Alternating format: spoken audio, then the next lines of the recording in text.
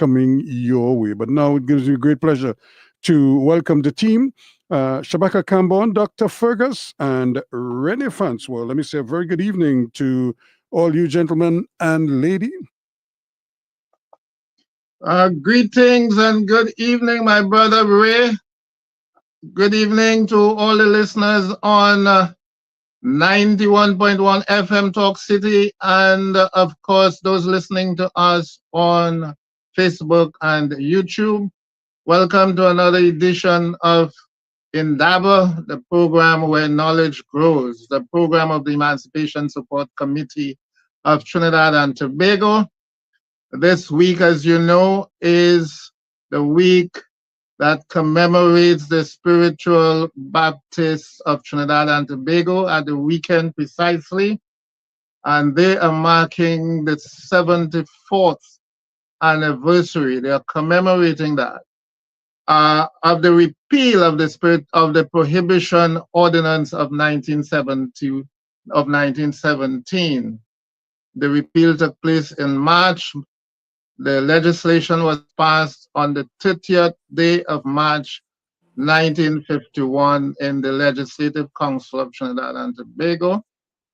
So we are commemorating that very special event with the spiritual Baptists. Shabaka would not be with us this evening. He has a very important other event to attend to. But we do have with us in studio very important person, and he is no stranger to Endeavor, no stranger to 91.1 FM, and I'm sure no stranger to the airwaves of Trinidad and Tobago. I'm talking about my good brother King Shepherd, who is the Primate Bishop of the National Congress of the Incorporated Spiritual Baptist Organization of Trinidad and Tobago, and he is King Shepherd Bishop Ray Brathwaite. Welcome to Endeavor, and happy Liberation Day to you and all the spiritual Baptists of Trinidad and Tobago. And may I say the Trinidad and Tobago diaspora as well, because we have many, many, many spiritual Baptists outside of our shores. Yes. Greetings, my brother. Welcome. Thank you. Thank you very much. I'm delighted to be here. Your space is not new to me. Okay, I hope we do have some time to talk about the reparations for the spiritual Baptists, not from the government. I think the government has done some repair through the grant of land and the building of schools. The spiritual Baptists, of course, would have been set back. The only organization that was deliberately set back and was not able to build its own schools between the period 1917 and 1951. So we are here to discuss the challenges and the successes that the spiritual Baptist community would have had, particularly since 1951.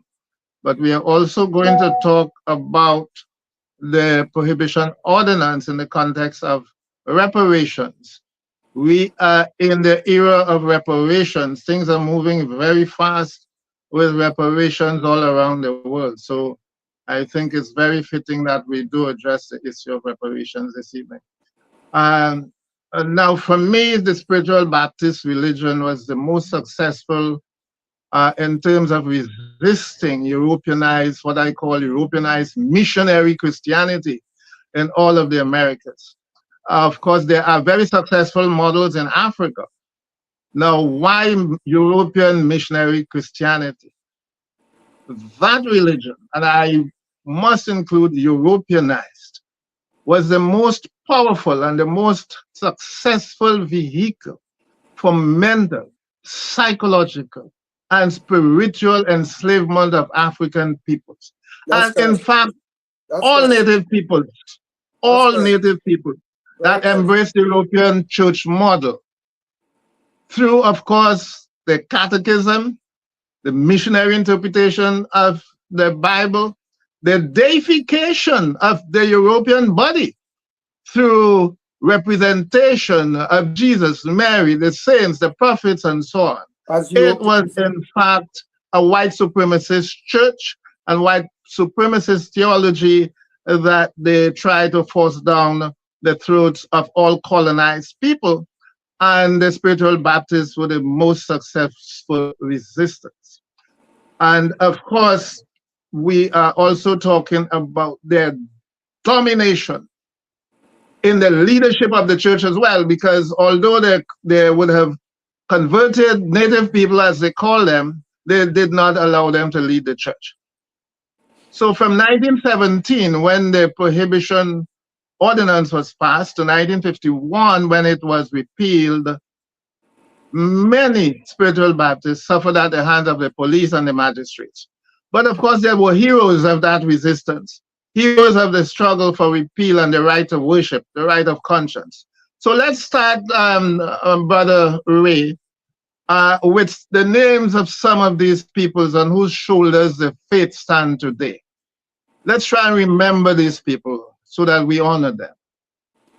Yes, and thank you very much for this opportunity to speak about our faith and the context in which you are taking it. As you know, I went back to 1800, June 30th, with the act that was enabled by a very infamous governor called Thomas Picton, where he started the process of criminalizing anybody that they assume to be a witch doctor, that they assume to be doing things different to their Europeanized form of doctrine, to the extent that they wrote a law which said that it was incumbent on the slave master to teach Christianity to his slaves, to teach them degree of and modicum of moral conduct. I find that they were fast and out of place, because you brought Africans from a society that already had systems of behavior, and to bring them through violence to this part of the region and say to them that you want to teach them good conduct. So I am delighted. And so as you talk about in the modern day and those shoulders, first we will start with Leader Bailey,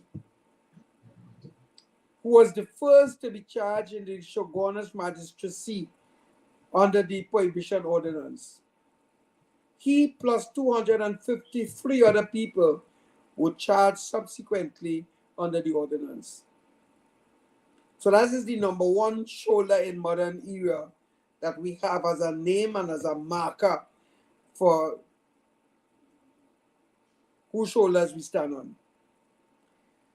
Secondly, I will go to chief servant, leader, preacher, trade union leader, trade union founder of the OWTU, Tubal Uriah Buzz Butler, Trinity Cross.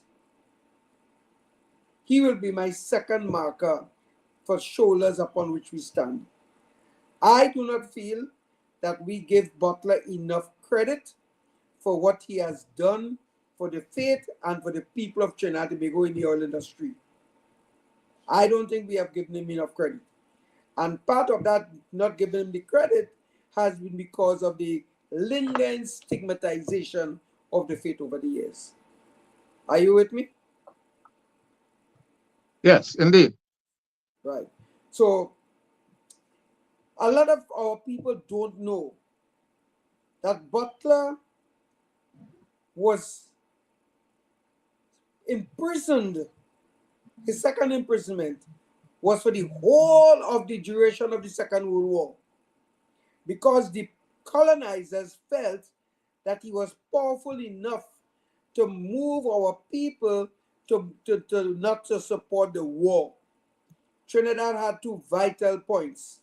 Point number one, Chagarama's deep water harbor for ocean-going vessels and submarines. Point number two, Wallerfield Air Station for transatlantic bombers. In both cases, they were bunkering facilities required to keep those vessels going. The Brits could not afford for Butler to incite our people against the war and therefore incite them not to support the war. So their strategy was to incarcerate him. And therefore, on his coming out of his incarceration, he started the Butler Party. And the piece of wickedness that the state did is that when Butler's party won the majority of seats in the legislation, they turned and gave the chief magistracy to the Portuguese man, who's recent, I think 2 years ago, it was the anniversary of his birth. He was born in 1911. Albert Gomes. He was given the chief, but the first Afro premier, chief minister of this country ought to have been Uriah Buzz Butler. And that would have made him the first spiritual Baptist leader to sit in that chair as the chief magistrate. So those are my 2 starting points for shoulders upon which we stand. Okay, tell us about some of the women, some of the real powerful women that also fought for the liberation of the spiritual Baptists. Often we focus on the men. Tell us some of the women who were at the forefront of that battle. I was around during that time, so I can tell you, I will credit Archbishop Barbara Grayburg. I will credit Matriarch Dorothy Hercules, and I will credit, God bless her soul, elect lady Archbishop Monica Randu. And there was another one called Acarius Mundi. Those 4 ladies were in the forefront of the struggle for the public holiday. So whenever we met at the Spiritual Baptist Mount Pisgah home in Barataria. Whenever we meet, those 4 ladies were in the forefront of the discussions. There was another gentleman who was also very present at that time. He was an acting senator, Senator Junior Barak. So those are the names around the 1996 period when the decision about the public holiday was being made. Great. And of course, there are a number of names that are not known to the public, but nevertheless, they were mentioned in the newspaper reports of cases in the magistrate's court. We need to remember all those people as well, starting with Teacher Bailey, who made the first stance against the authority. In fact, flaunting his right to worship even next to the police station. Yes, and of course, that was one of the most dramatic moments in the entire struggle for liberation. The very first recorded time. Remember, it has been said that Teacher Bailey, with his Bible in his hand, asked the magistrate, "My Lord, tell me how to serve me Jesus." And the magistrate said to him, "I am not here for that. I am here to deal with the matter of you breaking the law." Now, Teacher Bailey and those in that era were not literate, but because of the nature of the spiritual Baptist faith, because of our mourning ground and the education that comes out of the mourning ground, Teacher Bailey was able to quote from Genesis to Revelation, Revelation to Genesis, without being able to read a word in the Bible. Because that's the nature of our faith, what we get out of the mourning ground. So he went to court with his Bible in his hand. Poor fella, he couldn't read, but he knew that represented his Jesus. Yes, so I think the listeners need to know that the spiritual Baptist faith at the time of the repeal was practiced widely across the Caribbean. In fact, the first colony where you had a prohibition ordinance passed was in St. Vincent. Yes. And the Grenadines, they were the first in 1912. Yes. They were prohibited, and it was the exact ordinance that they imposed on Trinidad. And then they replicated it also in Grenada. Yes. Now, Shepherd, could you tell us, if you can, why is it that although Trinidad was second in line of prohibition, that they were first in line for repeal? What really happened that led to the early, relatively in terms of the other colonies, early in 1951, whereas in St. Vincent, it took place quite in 1965 after the onset of independence, you know, the Federation, and then the beginning of independence in 1962 for the former British colonies. But why 1965 for them, 1961 for us, and it never happened in Grenada? So what was the special conditions or strengths of the resistance in Trinidad that led to the successful prohibition in 1951? Well, there are several factors. St. Vincent did not have a Uriah Buzz Butler to start to set the tone for the acceptance of the faith. They did not have an agitator like Archbishop Elton George Griffith to work with the legislators, Ashford Sinanan and others, to have that repeal in place. St. Vincent didn't have those kinds of support systems in their place. Because remember, when the act took place in St. Vincent, the majority of the leaders headed to Trinidad. They headed to Trinidad, and Trinidad became their shelter from persecution in St. Vincent. And therefore, over the years, St. Vincent started to rebuild itself, but their leadership moved to Trinidad for shelter. Yes. Now, while we're talking about St. Vincent, as you know, St. Vincent is celebrating for the first time a national public holiday in May. 21st. Yes, the Spiritual Baptist holiday in May. But there's a long build up to that. The government is involved. I attended one of those sessions. The Prime Minister was there, you know, and he attended other sessions that I saw on the media. So the government is fully behind the celebrations. What role did the Spiritual Baptists in Trinidad play in convincing the government of St. Vincent or influencing them to ensure that the Spiritual Baptists have a public holiday? We chatted briefly about that, but tell us about it. That's an easy one. We wrote from the National Congress, we wrote to Prime Minister Gonzalez outlining a rationale why he should follow Trinidad and Tobago in providing a public holiday.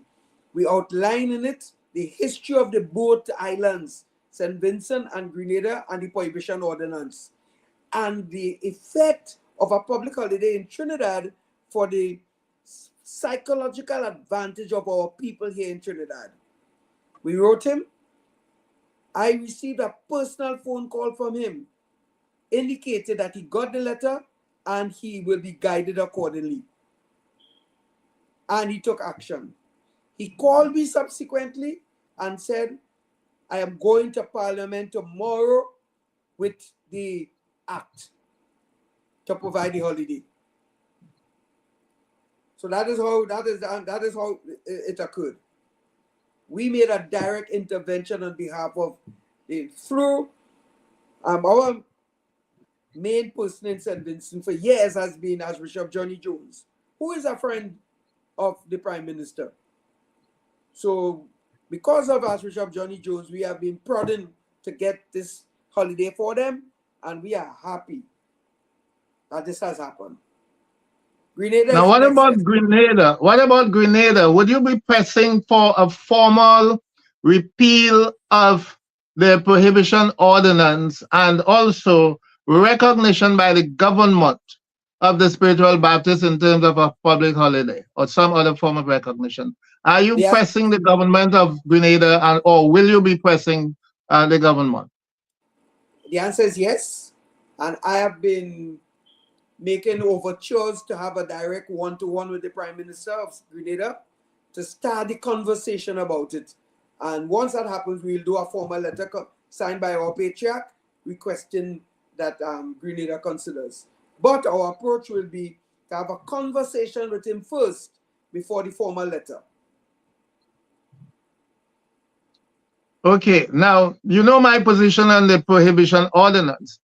I see it as both a violation of the spiritual Baptist right of conscience, but also a violation of the British Constitution, because the British Constitution was clear that the religion of all people was to be respected. There was two special legislations that was legislation passed in 1855. One of them called the Places of Worship Ordinance Act.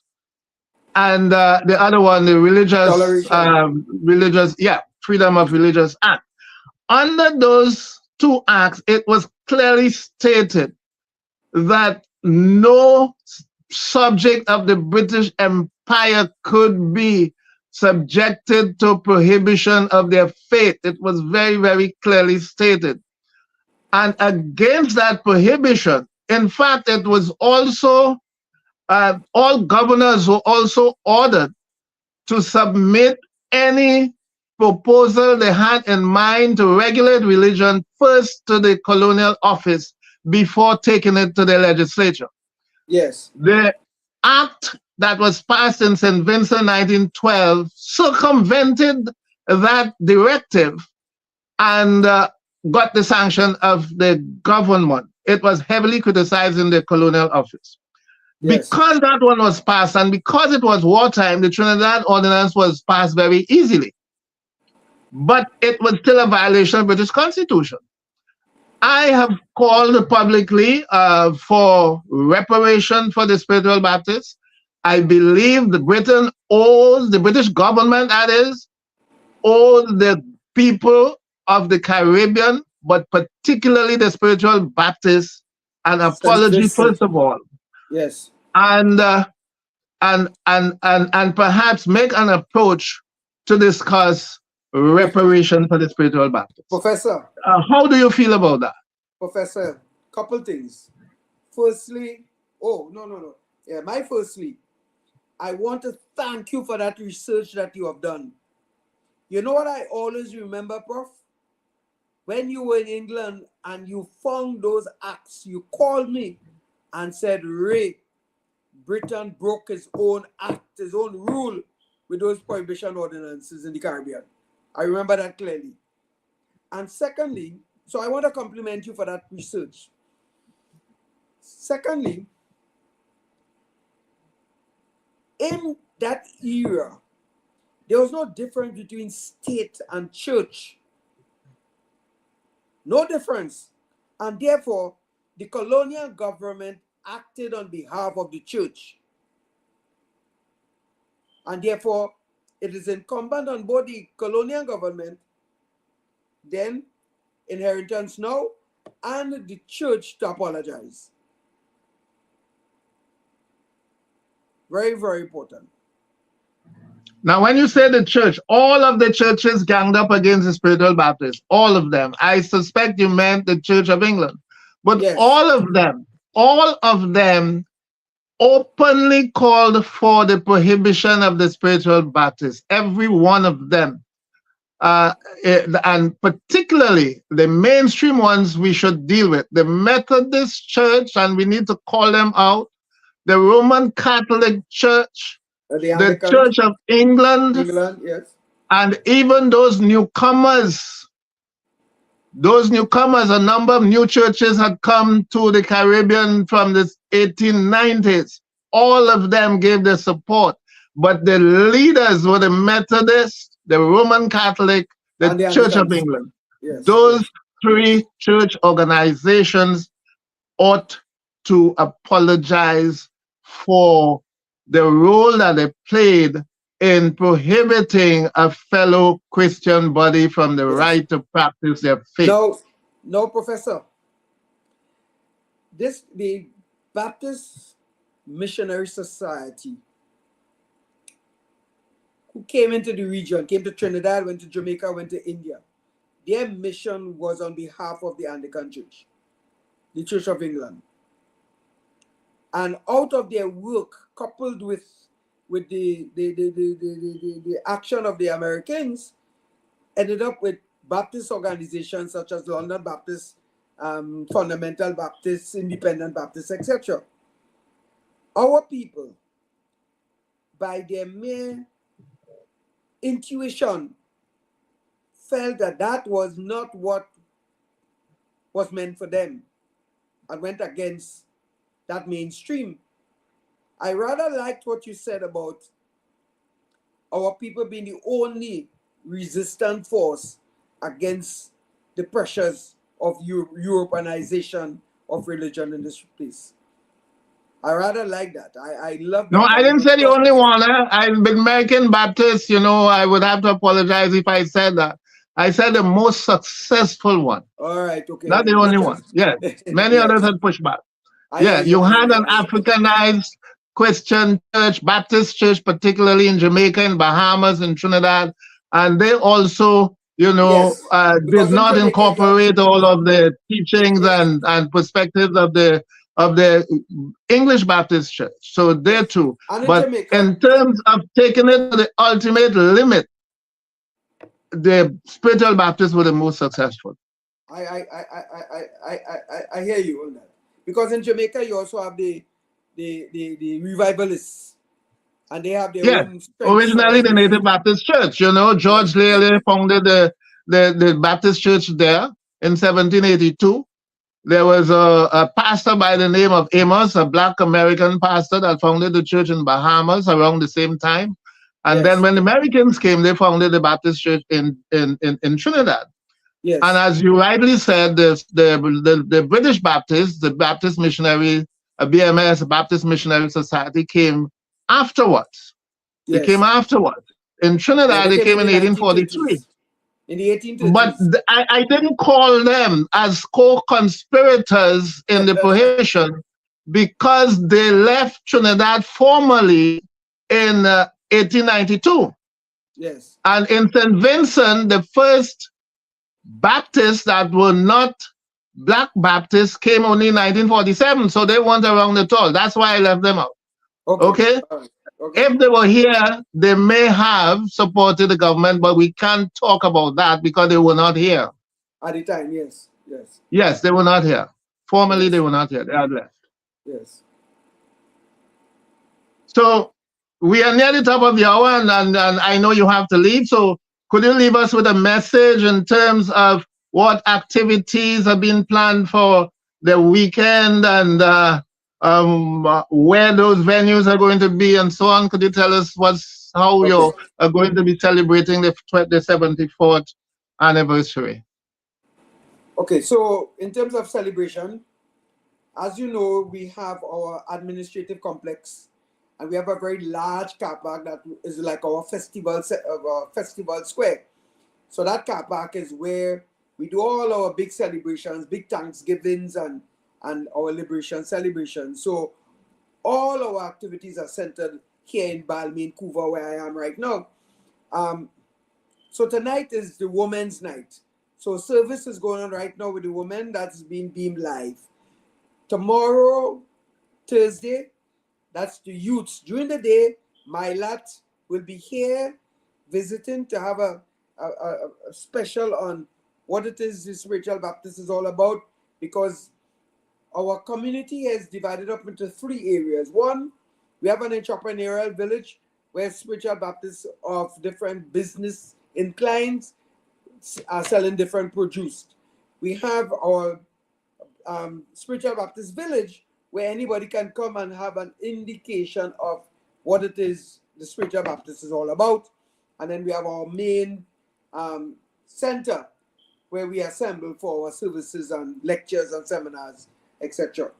So tomorrow is for the youth, it's Mylat Day, and then in the night will be service by the youths, led by the youths, conducted by the youth, because our mission is not ourselves only, but to invest in those people who must replace us over time. On Friday is diasporic night. Diasporic meaning we have contingents already in from New York, from British Virgin Islands coming in, from St. Vincent, from Grenada coming in. So that's day and night. That day. The day is diasporic, the night is the diasporic service. On Saturday, there is a youth pilgrimage between Mount Paran youth group from New York, Spiritual Baptist Youth Group, to our Gethsemane youth group in Trinidad here. And that will be held at the Mount Zion Spiritual Baptist Church in Presal here as well. And that will be started at 9 o'clock on Saturday, and that will go until about 4 o'clock in the afternoon. Sunday is the festival day. Sunday is the day we celebrate the 74th anniversary of the repeal of the draconian prohibition ordinance, Shouters Prohibition Ordinance. So we will start at 9 o'clock and we will go till about 4 o'clock in the afternoon. And that will bring the curtains down for our week of activities and celebrations.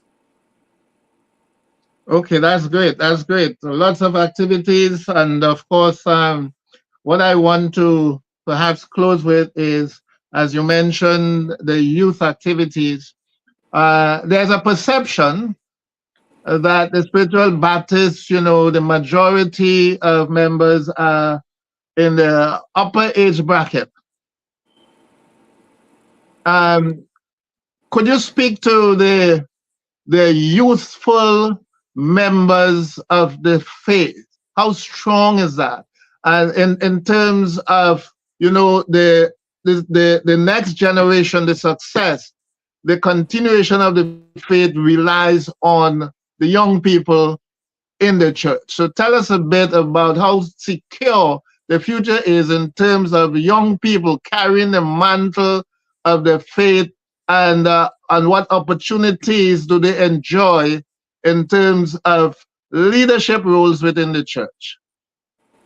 Well, first and foremost, I want to invite your listening public that tomorrow evening from 7 o'clock, go to Facebook page Proud to be Spiritual Baptist, and you will see the youth service in action. All right, as a first starter. Secondly, we have been investing in our young people over time. We have recently commissioned through Patriarch Wayne Jones, commissioned a youth arm of the National Congress with the emphasis of making sure that we have leaders lined up for the future. And we have a very active youth movement called the Gethsemane Youth Ministry. And through that ministry, we have a lot of emphasis on our young people. So I have absolutely no doubt that our backs as elders will be taken care of by these young people. And the opportunities are there for them to express themselves. Okay, so we have had a pretty broad coverage of the Spiritual Baptists, the history, the struggles, some of the successes, the youth, the women. I want to thank you on behalf of the Emancipation Support Committee for coming on the show this evening. And of course, we hope to see you again in the near future. And we want to talk a little more about the reparations for the Spiritual Baptists. I'm very keen about that. So who's reparations representing, for the who is Spiritual representing Baptists. us on your committee, sir? I didn't hear you. Who is representing us on your committee? Unfortunately, there is no specific person appointed to represent the Spiritual Baptist community. But you should lobby. That's one of the things you can lobby for. Right? Remember, we had no say about the appointment. It was strictly cabinet decision. Yeah, there was no that's true. advocacy involved to get anyone on board or any organization represented. So if you think there should be, I think you should lobby the government for it. Or you can lobby through us for some kind of action that you would like to take of a reparatory nature, we are going to support you fully on that. Okay.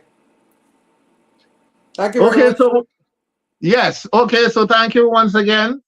And we will continue with the rest of the program. We are going to talk about the launch of the permanent forum, which took place on Friday at Dagger Hall on the UE campus. Zakia, I think you should be joining me at this time. That Yes, I was am. a very special moment for the reparations movement and also for the Pan-African movement as well. The Permanent Forum is a kind of a connecting body for a lot of Pan-African interests. And that launch took place with the Emancipation Support Committee partnering with the Reparations Committee, the University of the West Indies. And I think it went quite well. Zakia is here to tell us a bit about that launch. And we will be following up with the Permanent Forum. A lot of reparatory symposia, conferences have been held, many of them under the auspices of the African Union and the United Nations. Lots of activities going on. We are going to be part of some of them. We are hoping that Zakia would be attending the Permanent Forum fourth session in New York in the next 2 weeks. So, greetings, my sister. Welcome to the program, and let's hear what happened on Friday. Yeah, greetings, Dr. Fergus. It's always a pleasure to be here. But I really wanted us to start with a little clip that Renee has so that people can get a little sense of a feeling of what it was like at the conference. Renee, can you play the clip, please?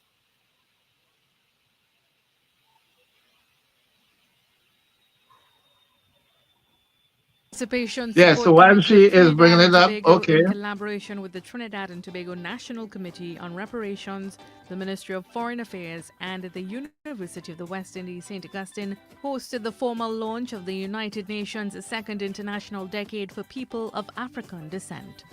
Chair of the Trinidad and Tobago National Committee on Reparations, Dr. Claudius Fergus, said the events of emancipation must be revisited repeatedly. The heirs of the wealth extracted from our enslaved ancestors tell us often to forget the past, to move on. But there must be a reckoning, and that reckoning is called reparatory justice. He described the Emancipation Act as an act of injustice to enslaved Africans.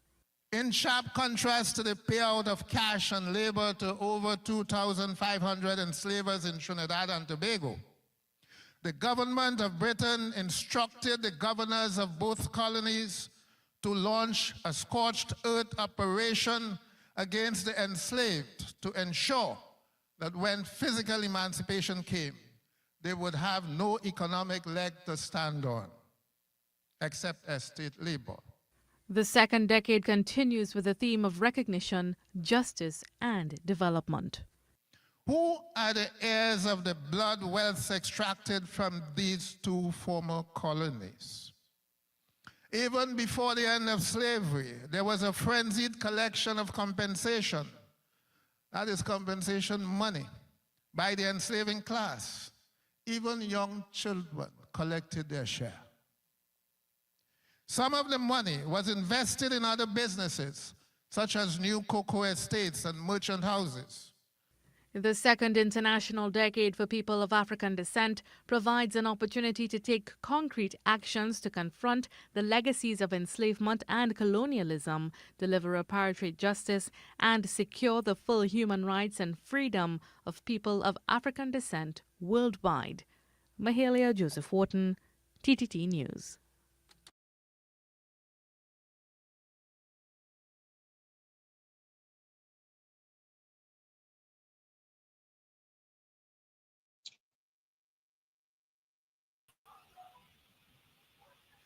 Yes, so that Yes, Sister Zach, I noticed they stopped short of playing the names that I called these people sometimes. yeah, it's entity, yes. Well, we have to, I mean, it's already out in the public, so we can do our own Yeah. presentation on that, and maybe it's something for perhaps a future event, calling out the names of those who continue to benefit right here in Trinidad and Tobago from from what they would call it, what they would call it, benefits of enslavement, because we didn't benefit in any way. But once the emancipation came, and in addition to all that they were already gaining, they got a bonus back pay, for having Indeed, lost indeed. the enslaved labor force. You see, so I do think that in this decade we have to be very, very bold. We have to be adamant. We have to have that sense of conviction, that our cause is a just one. And unfortunately, there might be persons within our society who might be offended, but we have to call them out, because, I think it is time that, the truth be told about our experience, and so that people can better understand the continued trauma and impact of enslavement, as so many of that reality continues to exist here in the present. And what is so absurd is that a number of these beneficiaries of that compensation money and the wealth that came from slavery itself are the ones that push back against our own advocacy for reparatory justice, and talk about, it's let's forget it, let's move on, that slavery was so long in the past and so on, but they are still enjoying the benefit of the wealth that their ancestors collected. Yes. That was the basis for them moving into business and, in a sense, moving into the space that they occupy now, that wealth from slavery. They started with that advantage. We started with a negative. We started with zero. Yeah. I mean, there are those who would, counter and say, they started on the streets of Trinidad selling in communities and so on, but then that was also the advantage. They had things No, to no, sell. no, no, no. They can't I'm come with just that. saying, Not those. they have that conversation as well. But I'm saying, Who were on the streets? It's only some of the Portuguese can talk about that, some of the Chinese, and they were indented. Yes, that's They right. were indented. The Syrians, Yes. they were indented. They came here as indented. Yes. These others, the so-called French Creole class, the old British colonial class, they were never on the street pavements. They were never found in the streets begging or looking, doing petty trade and so on. No. They weren't. Yes. They were entrenched in the merchant business. A number of them were involved in the import-export business. They took their money and invested in real estate and so on. That's what they did. That is where they located themselves, not on the streets. No. They invested in business. Definitely. Yeah, but I'm just saying, because, we have all kinds of stories. So and we know them. That's that right. here So we know them. We know who they are. We know them. That's right. We know them. Certified. We are not talking about opinions. Certified. We know them. Yeah. We know the families. We know them. And it is up to them now to know themselves, because a lot of them are blocked back from their own past. They have blocked it out. So it is for us to open back that door so that they would see their own path. Yes, let us see if they have a conscience at all. Let us see. We have to name them. Yeah. Yes, I agree. And I do think that perhaps we should perhaps dedicate one of our programs in the future to specifically discuss, the beneficiaries of enslavement right here in Trinidad and Tobago. I think that we should have a discussion because, as you say, charity begins at home. And as we, at the beginning of this decade, we need to start making and I suppose those things would catch the attention of our people, because I think reparations is still a very abstract kind of issue to many. And therefore, if we start bringing it home and making them really understand what we're talking about, some of them sense it, but maybe they don't have the facts. And I think that that is going to help. I also really think that we should advocate strongly for a national coordinating body to oversee the implementation of the decade. I really do think that there's need to have some entity. We have not yet had a formal announcement or recognition of the decade by any of our political leaders on either side of the fence. So I think that we need to alert them that this is important to the African population in Trinidad and Tobago. The fact that we are in the second international decade for people of African descent, which is a United Nations General Assembly decision to which the leaders of our country would have assented, and therefore they should know about it. And the fact that there is no formal acknowledgement of it by our leaders, I think that that is something that we need to alert, bring to their attention, because it is extremely important that we make this decade one that brings some significant change for our people, not only here in Trinidad and Tobago, the Caribbean, and wherever Africans find themselves. And as you said before, everywhere the conversation is happening. The conversation on decolonization, on reparations, and all the different manifestations. The African Union has made it its theme for this year. As you are saying, we have a vehicle within the United Nations to use for strong lobbying and advocacy as well. So I do think that we are much stronger in this decade than we were 10 years ago. Yes, and therefore I do think that we have to really, really work hard to make it a much better a decade that is much more successful for us. Yeah, I'm sure of that, because we are really like an entire generation away from where the beginning of the last decade had been in 2015. There's been and then we didn't have our National Reparations Committee. You realize for the whole of the last, just to the end of the decade, last 2 years, that the committee was reconstituted. For the majority of the decade, we had no National Reparations Committee, but now we are going into to be fair to my brother Ome, who led the committee unrecognized, I would have to amend that. Yes. Yep. Or unsupported by the government, but there was a committee that was functioning virtually without the support of the government. But yes, kudos to Ome for staying the path and for steering the committee to ensure that when the reconstituted committee was announced, it was not like we were starting all over. It was like continuity with recognition, because a number of us had been on the previous committee as well. So thanks to Brother Ome, and we appreciate the path that you would have traveled, that difficult road you would have traveled. We understand that, but we appreciate the effort you made, and we are grateful to you, and I'm sure all people in Trinidad and Tobago should be as well. Yeah. But we still have to call out the government for not formally, yes, of course, that in the decade for people of African descent.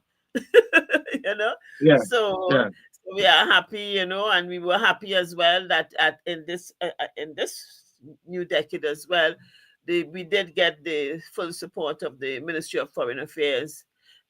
Outside of the Reparations Committee itself, the Ministry of Foreign Affairs did really partner with us to ensure that the event was a success. And again, that is a step forward from 2010, from the first decade, 2015.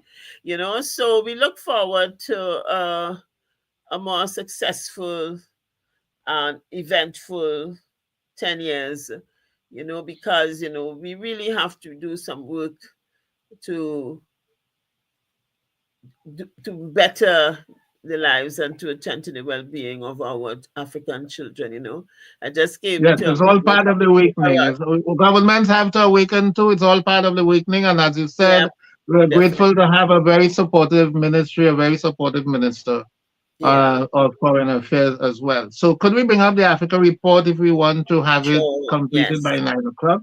definitely. Renee, Oh, could you yeah. bring the Africa At report? We now? are looking at African traditional architecture, and Yes. it's going to be a two-part presentation. So this is the first part, and the next time you hear the Africa report would be the second part. Okay, so I'd say good night This and thank edition you. of the Africa Report revisits indigenous architecture in Africa south of the Sahara, which was presented some 18 months ago on Indaba. It was inspired by world-renowned Francis Kéré, an architect from Burkina Faso, winner of the coveted Pritzker Prize for Architecture. He is dedicated to utilizing the principles, materials, and values of indigenous African architecture. This edition reviews indigenous architectural landscapes south of the Sahara.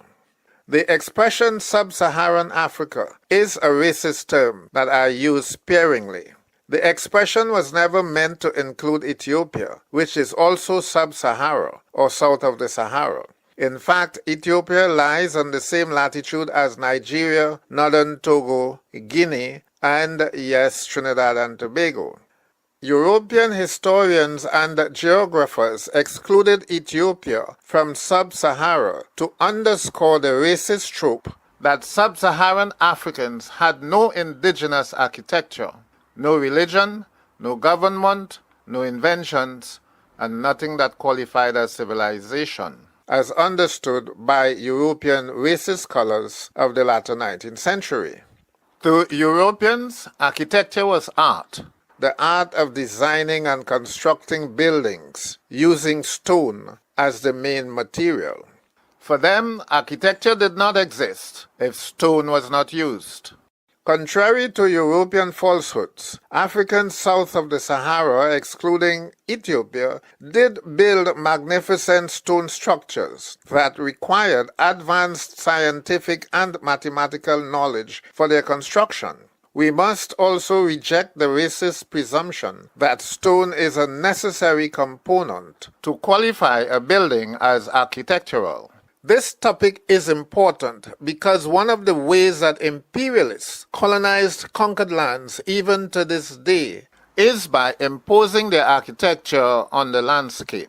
Decolonization of built spaces therefore transcends the changing of place names to the changing of architectural designs and materials as well, including a spatial revolution. Every civilization has its characteristic architecture. Africans had their own. Two forms or shapes that dominate African indigenous architecture from ancient times to present day are the conical and the pyramidal. The images show some modern conical and pyramidal structures in Mali, Senegal, and Cameroon. And here we see the same designs in the Great Pyramids of Egypt and Nubia, or Meroe, underscoring the unity of African civilization, as proven by great scholars such as Sheikh Anta Diop. And this circular building is Ethiopia's famous Church of St. Mary of Zion in Hadassah, famous as the sanctuary for the Ark of the Covenant, which is at the foundation of Judaism. The grandest architecture is almost always associated with cities, especially capital cities. The earliest known empire south of the Sahara besides Aksum or Ethiopia was Ouagadougou, also called ancient Ghana. This was a city of magnificent stone architecture, as can be seen in these images. They even built arches, one of the most challenging features of ancient architecture. As the desert expanded southward, Ouagadougou was abandoned and eventually covered by sand. Archaeologists began to excavate the capital city Kumbisale during World War I, revealing its amazing stone architecture built by the Mande people. Ouagadougou was not unique. Mwene Mutapa of Zimbabwe, thousands of miles south of Ouagadougou, had very similar stone architecture spread across several square kilometers. The great enclosures were built by the Shona people and are better known to us in the diaspora. Africans built these structures with no outside influence. In both Ouagadougou and Zimbabwe, no mortar was used to cement the stone. This type of construction speaks to the high skills of the stone cutters and builders. The Yoruba of southwestern Nigeria were a town-dwelling people who had geometrically laid out city streets as early as the 12th century. They also built huge royal palaces for their obas or kings, as shown in this image. The capital of the Edo Empire of Benin, south of Yorubaland, was a sprawling city complete with street lamps to provide for greater safety at night. Beyond residential and public buildings, the Edo built the greatest defensive wall known to history, over 9,000 kilometers long. This is the kingdom at the height of its power and prosperity. Some of the most elaborate architectural constructions used clay or mud instead of stone. Africans taken into chattel slavery in the Caribbean brought this form of architecture with them. In many parts of the continent, building stone is not easy to come by, and clay is abundant everywhere. But clay also has many advantages over stone. In the hot Sahel and Savannah regions, they keep a cool interior during the day and resist the extreme cold at night. In today's world of climate change and environmental degradation, clay is more sustainable and more environmentally friendly than stone, concrete, and glass. Most of the great mosques of Mali and surrounding regions were made of clay. Some of these were huge buildings with multi-stories. Some served as great centers of learning, like the University of Sankore.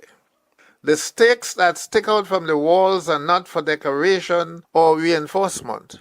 Rather, they serve as scaffolds for workers to use when constructing and repairing the buildings.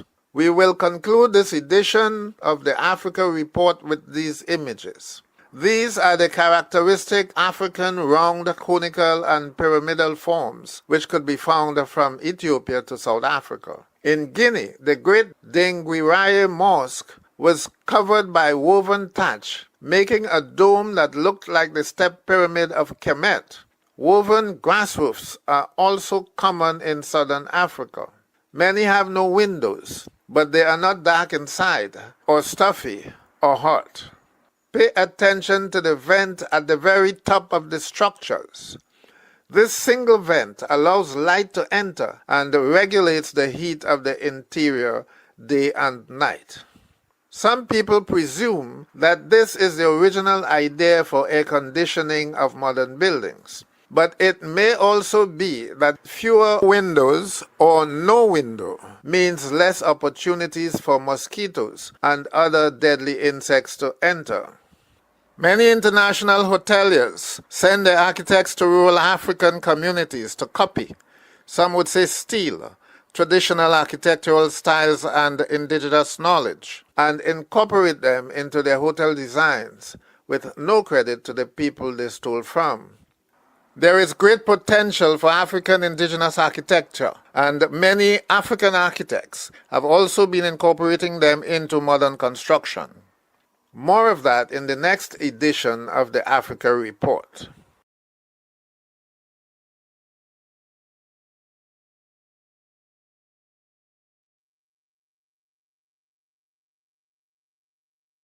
Okay, so we have come to the end of another edition of Indaba, the program where knowledge grows, and that was the Africa Report for this week. As I said, the next edition of the Africa Report would conclude on the topic of traditional African architecture, but with a more modern perspective to it. We want to thank the listeners for tuning in this evening. We want to thank King Shepherd Ray for joining us this evening and for having a conversation commemorating the Spiritual Baptist on the 74th anniversary of the repeal of the Prohibition Ordinance of 1917. Thanks to the listeners of 91.1 FM, and see you next week, 8 o'clock, for another edition of the Africa Report. Thank you and good night.